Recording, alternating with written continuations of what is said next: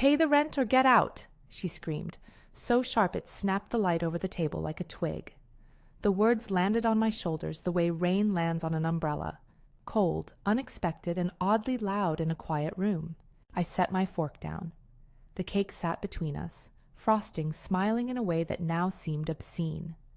My napkin, embroidered by my sister when I turned 30, lay folded at my lap, the tiny stitches of her name catching the light. For a moment, I couldn't tell if my hands were steady because of the years or because I had decided they would be. My son David didn't say anything. He kept looking at his plate like a man passing through a waiting room. Emma and Michael were halfway through blowing out the candles. They were so young, 10 and 7, eyes shining, cheeks powdered with sugar. They thought grown-ups had rules for how to behave when they were done with their cake. They didn't know some people treat the people they love as obstacles to be moved aside. If you're watching this and you've ever felt the room tilt when someone you trusted made you feel smaller than you are, tell me where you're watching from in the comments. It helps to know we're not alone. The insult itself was crude, like something scraped up from a late-night argument. Pay rent or get out wasn't new. My daughter-in-law Ashley had been murmuring threats for months, always in a sharp little voice, always with an eye on my things. But to say it across the table at my own birthday, while my grandchildren crowded for cake, felt like someone scraping the varnish off a good finish.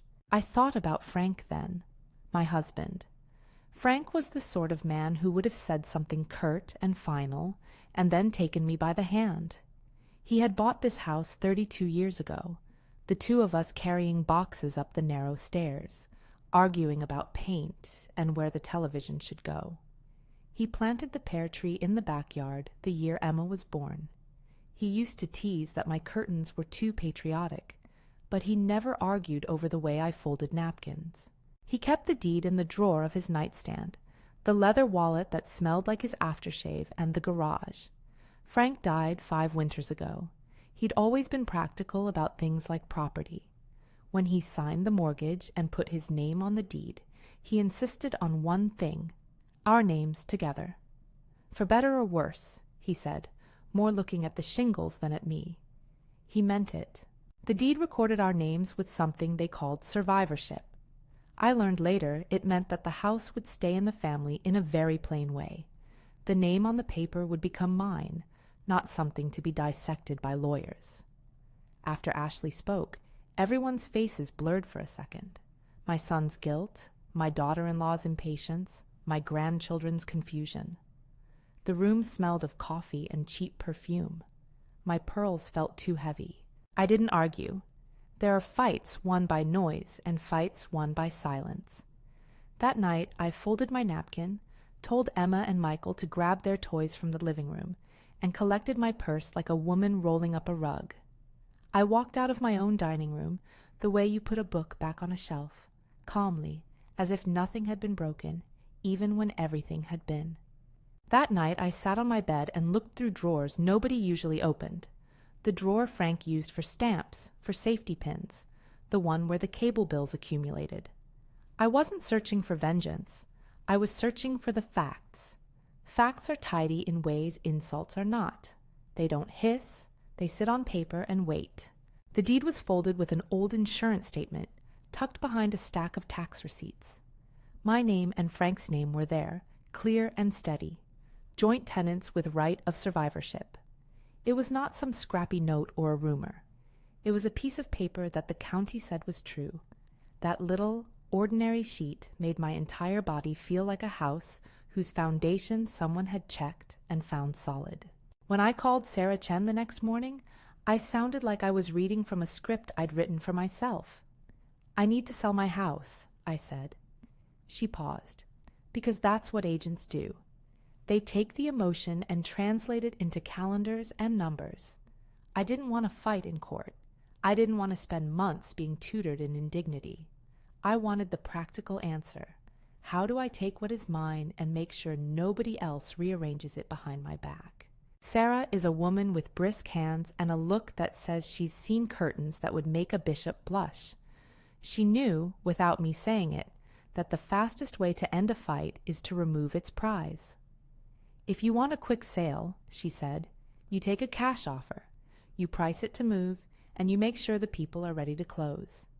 She used words like market and escrow like measurements for a cake.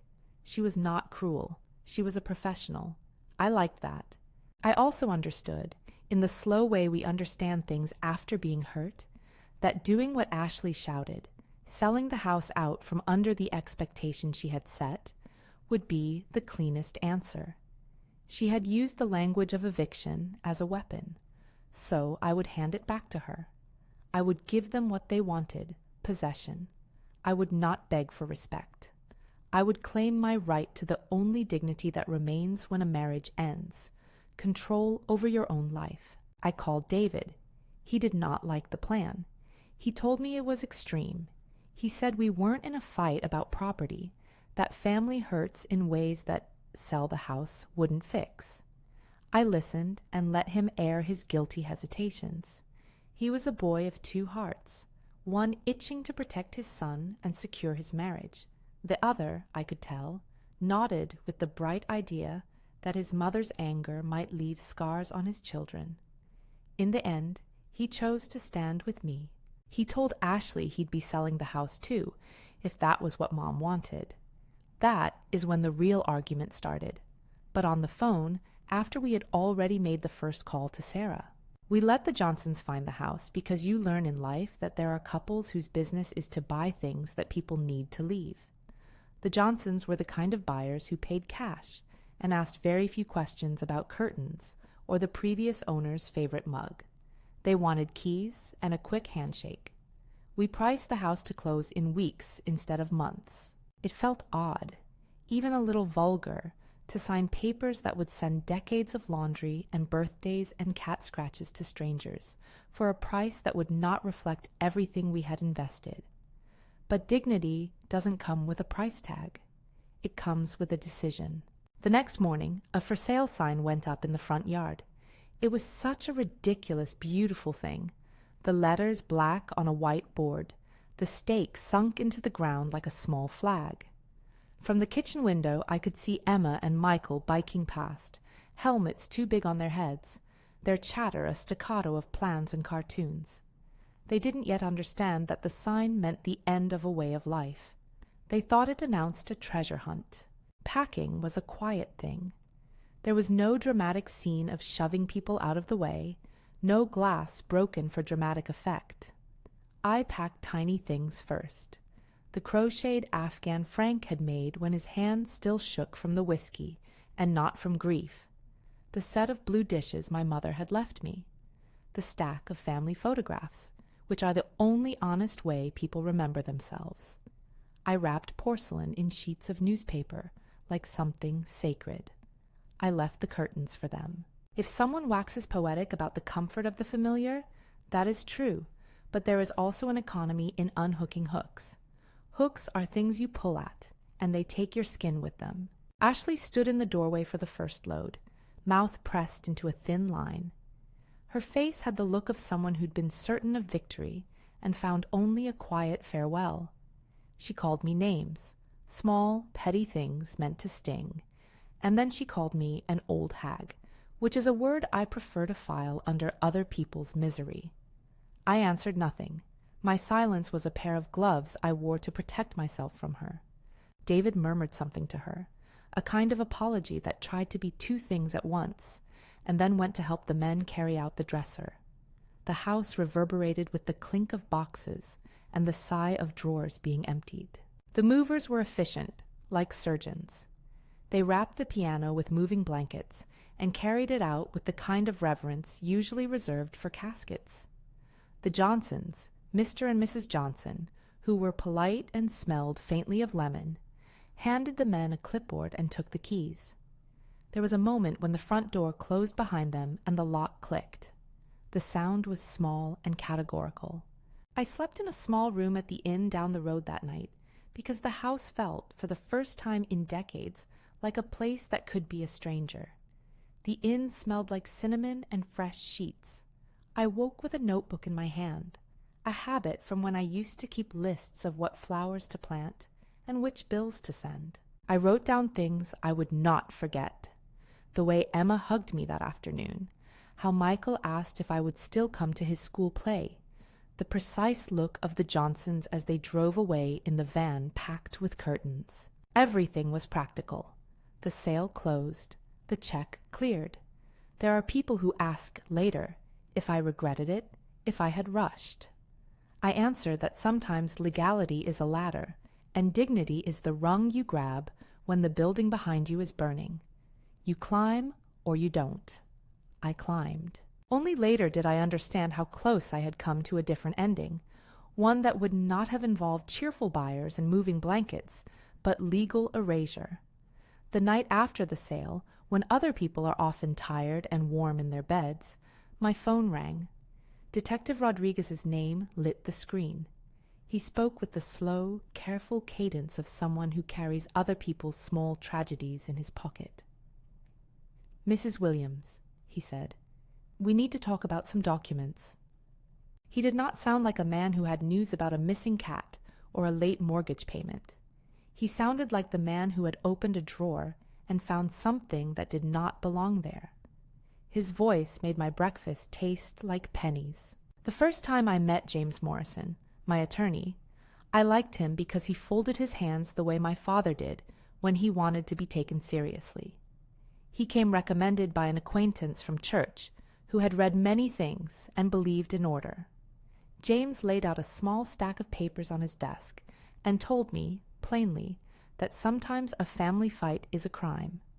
He said the word forged with a gravity that made it sound like a moral calculus rather than a legal term.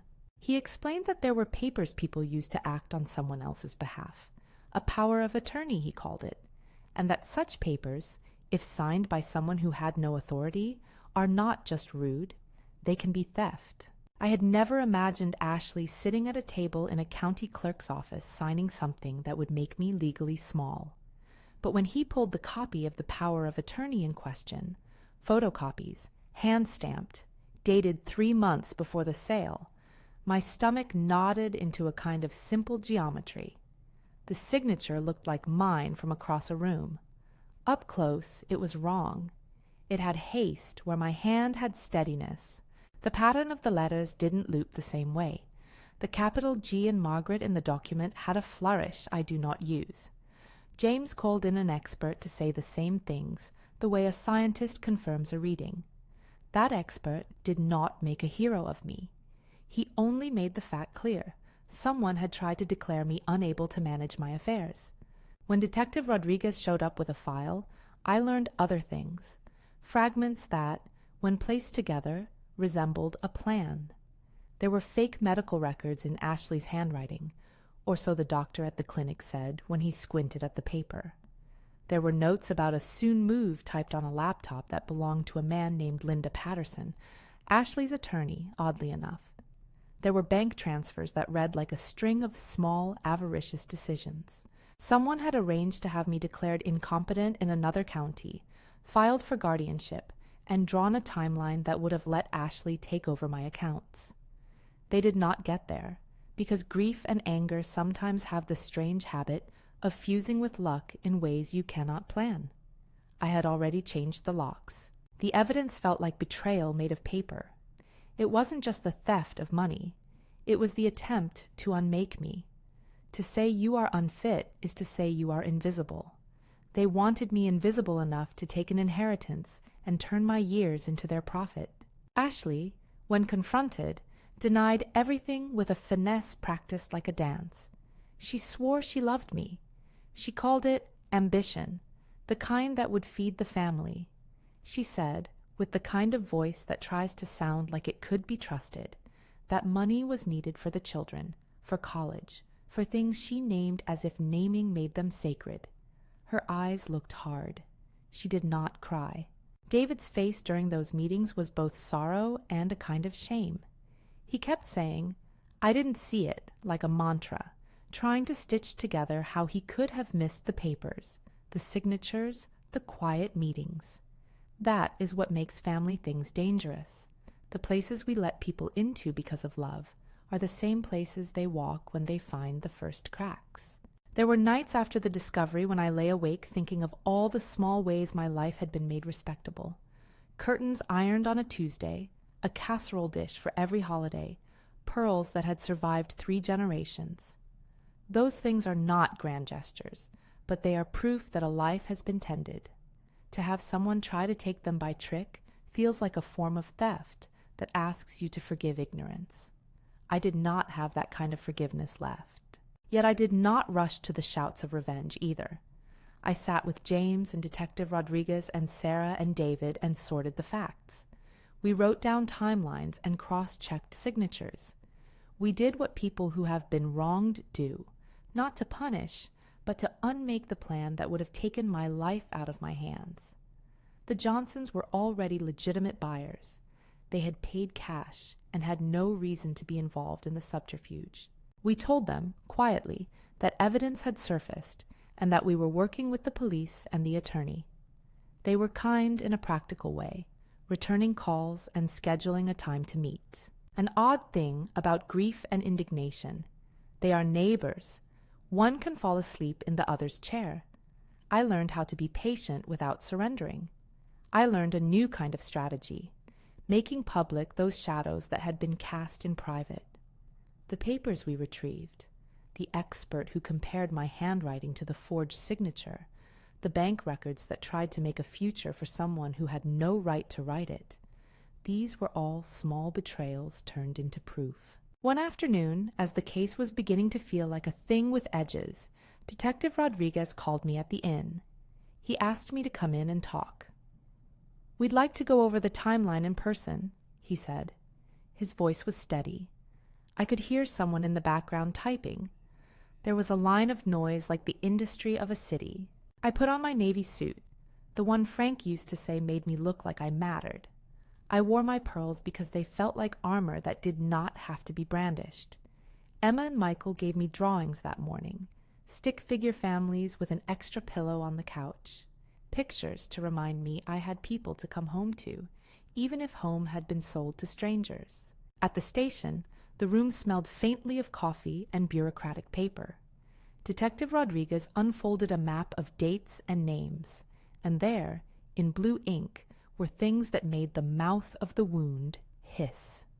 The arrest warrants were not there yet, but the pattern was a braid we could follow. "We believe Ms. Williams," he said, and he meant Ashley, "began a campaign months ago.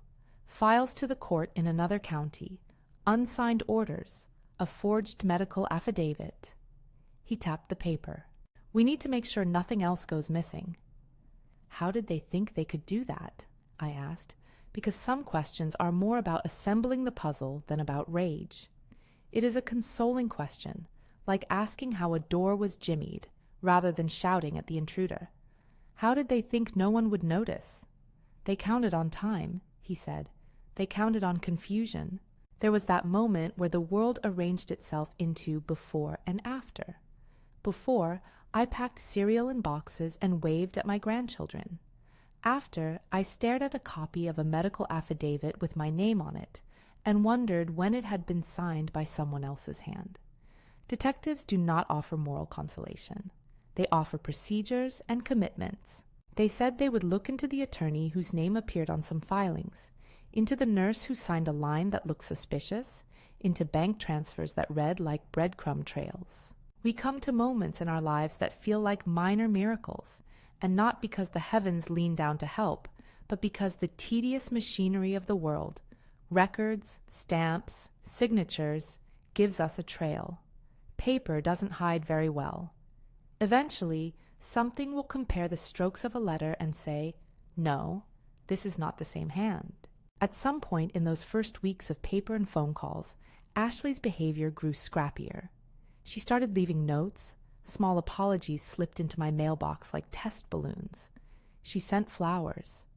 One morning, I found a casserole on the porch, still warm, steam curling into the air, as if food could grease the gears of the situation. I left a note tucked beneath it that said, "Thank you." I did not say more, because sometimes a kindness is a break. David, meanwhile, sat in the quiet after the arguments and said things like, "I didn't know. in a tone that begged for forgiveness without offering action. He came to the meetings at the station, brought coffee for everyone, and watched with the kind of terrible attentiveness a son brings to a mother who is also someone he loves. It's strange to be loved and then doubted by the same person. It creates a geography of tenderness and distance. We did not rush to a grand courtroom drama in those early days. There were interviews, a forensic analyst who flipped pages like a reader following a plot, an employee at a clinic who did not remember signing whatever was alleged. Each small, incontrovertible thing made a shape in the air that could be pointed at. We began to hear words like investigation and preliminary hearing. Those words sound like a long and dull march, and in some places they are. In others, they are the first slow steps toward correction. I found, during those hours of waiting and paperwork, a reserve of calm I did not know I had. It was not the brittle calm of someone neutral. It was the steady heat of someone who had walked through loss and decided to take one more step forward. I stopped replaying insults, and instead I walked through dates, signatures, and telephone logs. It is strange how a life that once seemed shaped by small domesticities becomes a ledger. Still, the ledger did not make my nights comfortable. It made them purposeful. There were moments that felt almost absurd, like the time I went to retrieve a photograph that had been hung in the living room for years and found a faint pencil mark on the back, someone's planning note, "Move August." Whoever wrote it did not know that planning and stealing are not the same things, and that sometimes the difference is determined by a signature with someone else's hand. The pencil mark was a small, human thing, like a child dropping a note, and yet it was part of a map. I didn't go on television. I didn't write a public letter about betrayal. I told a few friends at church, and they knit me casseroles in kind phrases. Sarah kept calling about possible properties if I decided I wanted something smaller and easier to manage. "You deserve a place that's yours but not heavy," she said once, as if property could be a kindness. David and I argued about whether I should move into a smaller house or take a recommendation someone made for assisted living. "We could look at Sunshine Manor," he offered, as if the name itself could feel like a promise. Sunshine Manor was a place with gardens and a library, a gentle sort of community, a place I thought of as tidy and predictable. Nothing about what I did felt vengeful. Selling the house felt like the act of someone removing bait from a trap. I did it so that no one could use the place I had made against me. I did it to show my grandchildren that age did not mean helplessness. I did it because I wanted the last chapter of my life to be written by me, not by someone who wanted to sign my name on papers that were not true. When the detective called the second time, he said words that made the hush in my chest into a small, resolute drumbeat. "We have probable cause," he said. "We're moving forward." Those words are practical. They are not a victory flag, but in their own way, they are an instrument of justice, slow, measured, the sort that does not vouchsafe catharsis but promises attention. I remember walking back to the inn after that second call, the late light of the afternoon making the trees smell of something like old summers. I thought of Frank's hands in the garden, digging with a stubborn patience. I thought of the pear tree in the backyard I had planted with him, and how the house now belonged to the Johnsons. My breasts felt heavy in a way that had nothing to do with grief and everything to do with relief. That night, Emma slept over and asked if I would tell her a story about when I was young. She wanted something about the pear tree. I told her about the spring Frank bought the tree and how it had been a scandal because it was too close to the fence. She listened, eyes wide, and later hugged me tight before she dozed. Children have a way of restoring proportion to life. They do not carry bitterness for very long. They carry hope like a small, bright coin. The case in the papers was beginning to take form, but it had not yet reached the moment where names would be read aloud in a courtroom. It was still composed of drafts and witness statements, and an analyst's careful notes. None of that erased the sting of hearing my home called into question, or the sharp relief of the sales check. I had traded a building for autonomy, and in that trade there was a kind of quiet triumph. I began, in those weeks, to think of autonomy as the last and truest revenge, not to humiliate, not to cause equal hurt, but to live deliberately. I made appointments at the doctor, I visited the library, I walked in the garden one afternoon, and sat on a bench looking at other people and their small, ordinary lives. I took the long way home, because sometimes the long way shows you things you missed when you were hurrying. And then, just as the edges of the investigation were starting to become clear, Detective Rodriguez called me in the early morning with news that made my hands go cold.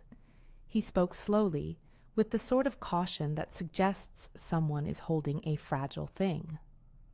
"Mrs. Williams," he said, "we've located several documents that tie Miss Ashley Williams to filings in another county. We believe she's coordinating with an attorney to file for guardianship.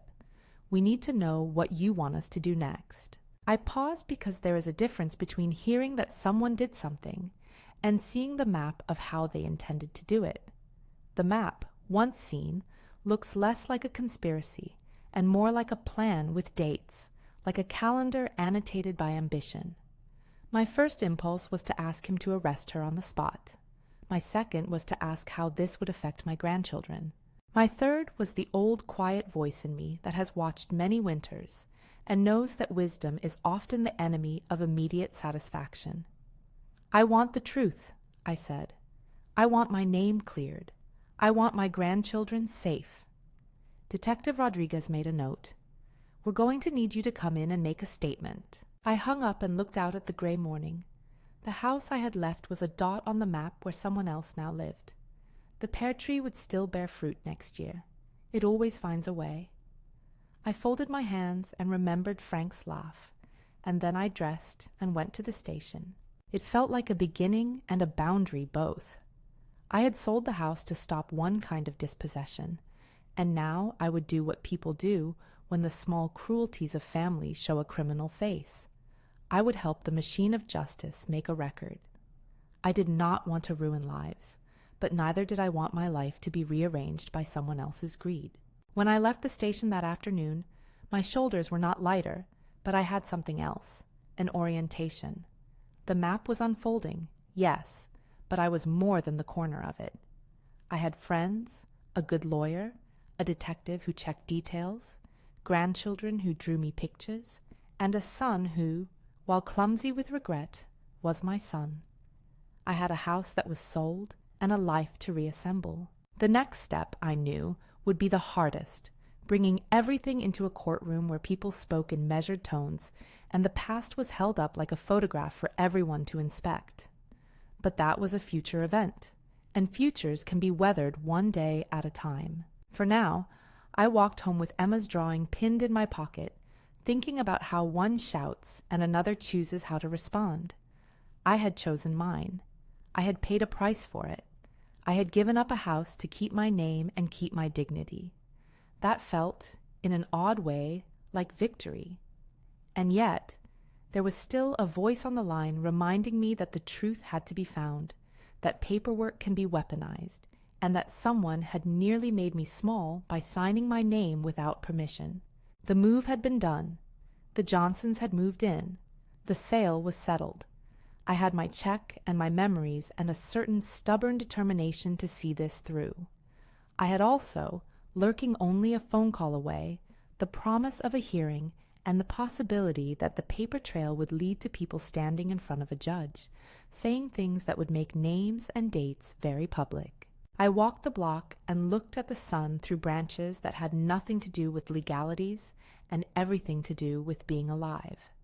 That evening, when the house was only a memory that smelled faintly of lemon polish and lemon-scented movers, my phone rang again. Detective Rodriguez's voice was there on the other end with a new file number and the sound of a lane being cleared for an emergency. "Mrs. Williams," he said, "we've obtained a copy of a power of attorney form and several medical affidavits. We believe these were not signed by you. Can you come in tomorrow to view them?" My throat tightened in a way that the years refine, less the wildness of shock and more a measured unease, the the kind that makes you check your purse twice. I thought of the napkin on the table, the cake, Emma's cheeks powdered with frosting. I thought of a woman I had once been who folded laundry as if the world were orderly. I thought of how many times I had been asked to believe someone I loved. "Yes," I said, "I'll come."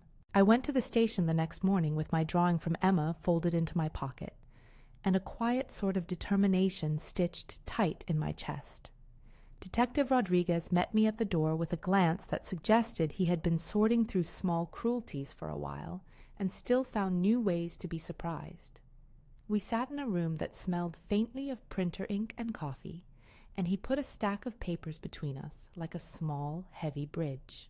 "Mrs. Williams," he said, "we've got copies of the forms.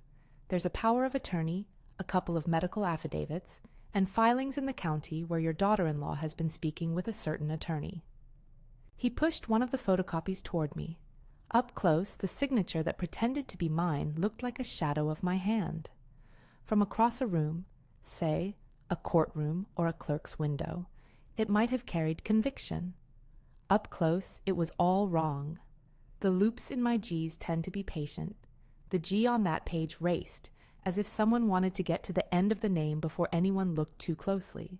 A forensic analyst would later tell me that signatures have little habits like breaths. You can tell when someone is borrowing those breaths and when someone is living your rhythm. Detective Rodriguez pointed to dates and typed notes. "We can show a pattern," he said. "There's a sequence of calls, emails, and, here, bank transfers. We believe Ms. Williams coordinated with an attorney to prepare filings to have you declared incompetent in another county. That would have let someone take control of financial accounts and property." The sentence landed on me not like a blow, but like a shiver. I had sold the house because I could, because the deed was mine in every sensible sense. But seeing the plan laid out made me understand how precarious things can be when people conspire to make you smaller. It was a practical conspiracy, full of stamps and signatures and the kind of patience that comes from thinking you can wear a person down. James Morrison joined us that afternoon. He is a man who says little until he has measured the words for their weight, and when he did speak, he kept his hands on the papers the way someone steadying a map does. "We have enough to move forward," he told me. "Not to promise a miracle, but to take this case into a court and ask for accountability." There was an odd combination of relief and dread in me. Relief because someone was looking at the pages and marking them for what they were. Dread because it meant more time in hearings, and more time for David and Ashley to be at odds in ways that would tug at the grandchildren. I thought about Emma's drawings, and Michael's lopsided smile, and the fact that children carry the dirt of their parents' arguments even when they do not intend to. We moved carefully. Detective Rodriguez coordinated with the county where the suspicious filings had been made. Cell phone records and email metadata are not romantic things, but they are effective. They show patterns and times, and the small footprints people leave. We didn't parade anything in public. We let the police do what they do: compile a file, corroborate facts, and prepare a case that could withstand the awkward scrutiny of a courtroom. In the meantime, life unfolded with its usual indifference. Emma wanted me to come to a school play. Michael discovered a love of dinosaurs. David called and tried to make things still feel like they were going back to the way they had been. He would say, in that soft, hesitant voice of his, that he wished things could be simpler. He wished he had seen the signs. He wished he hadn't been so quick to believe someone he loved. The truth is, people look where they want to look. Sometimes that human capacity for selective vision is a grace. Sometimes it is a kind of cruelty. One afternoon, not long after the investigation had opened, Detective Rodriguez called to say he had probable cause to make an arrest. There are phrases in adult life that, when spoken, feel both heavy and oddly small. Probable cause is one of them, a string of words that carries the weight of a decision without the spectacle. He asked me whether I wanted to be notified at the time of arrest, or whether I preferred not to be present. I chose not to watch. I wanted the matter to be dealt with as little theatrics as possible. Arrests can be loud private moments turned public, and I prefer dignity over a show. When Ashley was taken into custody, the house where she lived with David creaked with the ordinary noises of people who are startled into stillness. Drawers closing, a kettle forgotten on the stove. I heard about it from David's voice on the phone, his voice hollow with disbelief and something like confusion. He had the air of someone who had been living in a house of mirrors, suddenly finding that the image on the other side was not what he had thought. There was no dramatic scene of handcuffs in my kitchen. The police are practical people. They knocked, they announced, they made sure everyone was safe, and then they asked the woman who had been my daughter-in-law to go with them. In court later, she would say she had been overwhelmed, that she had imagined all of this would be sorted without anyone being hurt. In the months that followed, she would have other things to say under oath than the ones she said in the kitchen. After the arrest came the preliminary hearing, a day in a small courtroom where lights are too bright, and the air smells faintly of old coffee and burned-out bulbs. I sat behind James, my hands on my knees, feeling a kind of carefully contained fury that was more steady than sharp. The courtroom was full of small attentions, a bailiff tapping a pad, a court reporter's fingers moving like a small, relentless machine. My grandchildren were there, Emma with a small braid and Michael holding a toy dinosaur in his lap. They sat wide-eyed, and I watched them more than the proceedings. I wanted their job to be to understand that truth matters, and that justice, even when slow, is something that helps reorder the world. Detective Rodriguez laid out the timeline. He spoke not like a man seeking spectacle, but like someone reading a ledger that had been manipulated. He explained how documents had been prepared, where signatures differed, and how filings in another county attempted to create a legal landscape in which my reality would be erased. The language in court is blunt. Forgery, elder abuse, fraud. Those words hung in the air like exhaust. They are necessary words. They name things that can go unnoticed in family arguments. At one point, Ashley's defense attorney, Linda Patterson, stood and spoke in a manner that suggested mitigation. She argued softly that motives were complicated. She painted a picture of a young woman stretched thin, of bills unpaid, of decisions made in panic. Her voice had the trained cadence of someone who knows how to persuade a room to see shades of gray. It is, I will concede, true that motivations in human beings are rarely simple. I did not think that made the acts any less damaging. James presented our handwriting expert. The man, who had the small, patient manner of a schoolmaster, explained in plain terms that signatures have micro-habits, and that the ones on the contested documents did not match mine. He pointed to specifics, how I cross my T's, the way my P's dip, and the difference felt like watching a photograph and then seeing the original. The judge let the expert speak. The jury, if ever there had been one, would later be asked to parse this evidence with attention. There were other witnesses, bank officers who flagged transfers, a clerk from the medical office who said a letter didn't bear the usual stamps, an office assistant who testified that someone had called requesting certain forms. Each testimony did the quiet work of stitching the pattern into something that could be seen by an outsider. The preliminary hearing ended with more dates and the sense that the case would proceed. For me, it felt like closure at one level and the opening of another. A few more months, more hearings, but a clearer road.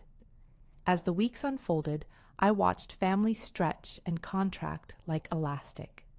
David could not make sense of it without being both my son and someone protecting his own life.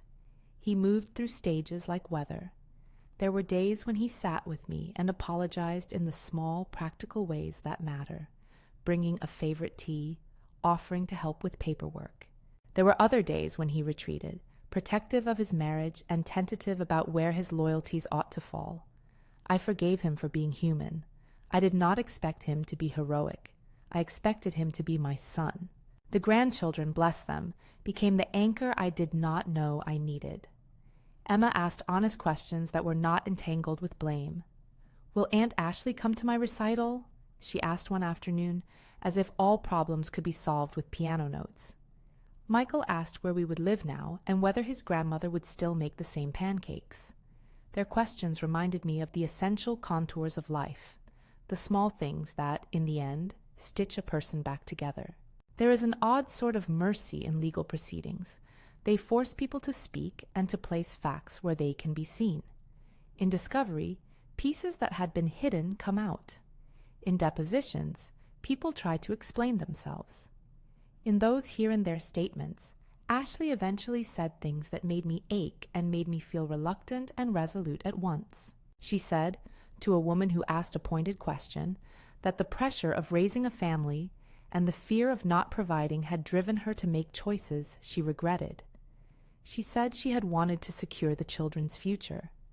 People in court sometimes say things that could be both explanation and excuse. The distinction between the two is a matter for the judge to consider. As the case moved along, plea negotiations began. Plea bargaining is an awkward thing to watch up close because it forces a compressing of narratives into options. Take responsibility or roll the dice with a trial. Linda Patterson, with her steady voice, tried to frame Ashley's choices as those of a woman who could be rehabilitated, who might accept terms that included restitution and supervised service. James, with his quiet logic, pressed for an admission that acknowledged the harm and required real work to repair it. The day Ashley decided to accept a plea was one of those strange reliefs. She stood in a courtroom full of the dust of 1,000 small grievances and told the judge, in plain language, that she had committed forgery and had attempted to file false documents. She admitted, yes, that she had wanted control that was not hers to take. It was not an impressive confession, not the sort that brings down choirs. It was a human admission of failure. She spoke of needing help and of being sorry for the hurt she had caused. The words were not theatrical. They were functional, a necessary accounting. The judge heard arguments from both sides. In the end, the sentence was measured, a combination meant to hold her accountable without turning her life wholly to ruin. There was probation, restitution to repair some of the financial damage, and community service hours at a local senior center, an arrangement that made a certain moral sense. Part of the plea included a requirement that she provide a formal apology, written and read in court.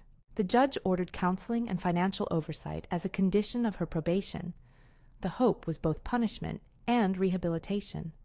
When Ashley read the apology in court, her voice trembled in honest places. She said she had thought she was protecting her family, that she had let fear rule her, and that she regretted the pain she had caused my grandchildren and me. I do not know what weight those words carry for her.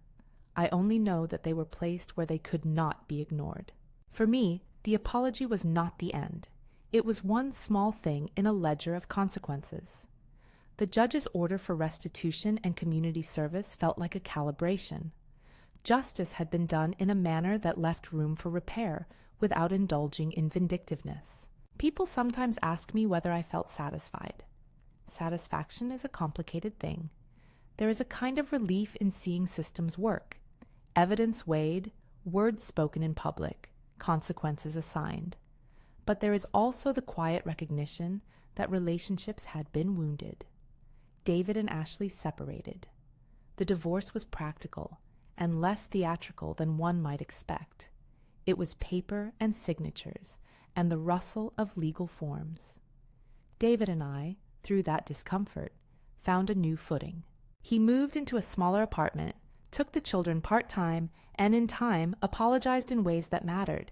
He showed up, he listened, and he set boundaries with his former spouse. One of the conditions of Ashley's sentence was community service at a senior center. I had mixed feelings about that. Some people suggested it was too soft. Others said it might be transformative. The first time she walked into the senior center to fulfill her hours, she was awkward, as if stepping into a room where she felt unmoored. People are surprisingly gracious when they choose to be, and some of the women she met that week had weathered worse and come out the other side wiser. I did not look for grand apologies in that room. What I wanted was a kind of honest repair, someone acknowledging harm and contributing time in the service of others. The Johnsons, who had been the buyers, called me one afternoon some months after the sale with an offer that surprised me in its simplicity. "Mrs. Williams," Mr. Johnson said, "we've been thinking. We bought the house quickly, and we see now that it carried a lot for you. If you ever wanted it back, we'd be willing to discuss it." His voice had the note of people who had done a practical thing and then lived with the consequences of that practicality. I could have been dramatic. I could have called them greedy and accused them of taking advantage. But they had been strangers who had been given a practical choice, buy or not. They had made it, and they had moved in with lemon-scented cleaners and polite conversation. I thanked them and declined. I told them that some places once closed are best left as chapters, and that for me the next chapter was not about reclaiming walls or curtains, but about living in a way that felt manageable and honest. They understood. Mr. Johnson said he had expected no less. In the months that followed, I made the decision to move into Sunshine Manor. People imagine assisted living as a last resort, a kind of surrender. For me, it was a choice. I toured the place with Sarah, who suggested it the first time we had spoken about what a smaller life could look like. Sunshine Manor had gardens that smelled of thyme and lavender, a library with windows that looked like paintings, and a dining room where people ate together in a way that felt like a quiet town square. I found friends there, women who had taught school, men who had worked as carpenters, a retired nurse who liked to knit and tell stories about the most ridiculous things she had seen in decades of ER shifts. The community was not a charity. It was a neighborhood rearranged to fit new needs. When I signed the papers for my apartment at Sunshine Manor, I felt no grand emotion. There was, instead, a peaceful gravity. I brought the things that mattered: Frank's Afghan, my blue dishes, a stack of photographs. I left the rest to the Johnsons. The move was not a falling away. It was a conscious redirection. I keep a small vase by the living room window with a single pear blossom in spring, because it ties me to the old garden in a way that feels gentle. Life there settled into a new pattern. I volunteer in the Manor's small library, helping an old man find the biographies he likes, and assisting a woman who wants to return to needlepoint. I go to the garden club on Saturdays and have tea with women who laugh at the kind of jokes that only make sense when you have known someone for decades. The staff treats me with a level of care that respects my autonomy rather than suffocating it. I have found independence here, not in solitude, but in chosen company. David visits. He brings Emma and Michael, who now understand the rules adults must learn to live with, how to make choices that respect others, and how to set boundaries when people behave badly. They make me cards, and once brought a tiny jar of honey from a school fundraiser. David and I have learned to navigate a new geography, less closeness in some directions, more honesty in others. He is still my son.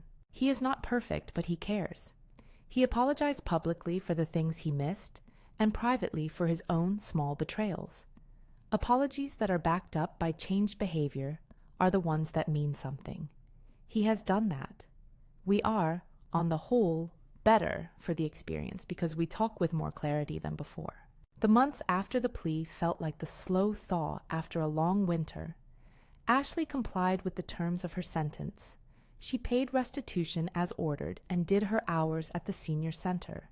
She participated in counseling. Whether she had learned what she needed to is not my business to conjecture in the absolute. She had been given a chance to repair. The law, in its way, had balanced accountability with the hope of transformation. One morning, a year after the sale and several months after the plea, I was sitting on a bench in the Manor's garden, watching robins pick at the earth when a woman with a clipboard approached me.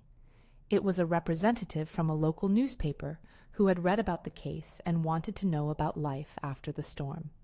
She asked politely if I would speak to her. I said yes, because I like telling things plainly. I told her about dignity and decisions, and how the best revenge is sometimes a simple thing: living well. I do not mean to sound sanctimonious. There were nights when I stared at the ceiling and thought about the house with the pear tree and about the way curtains fall.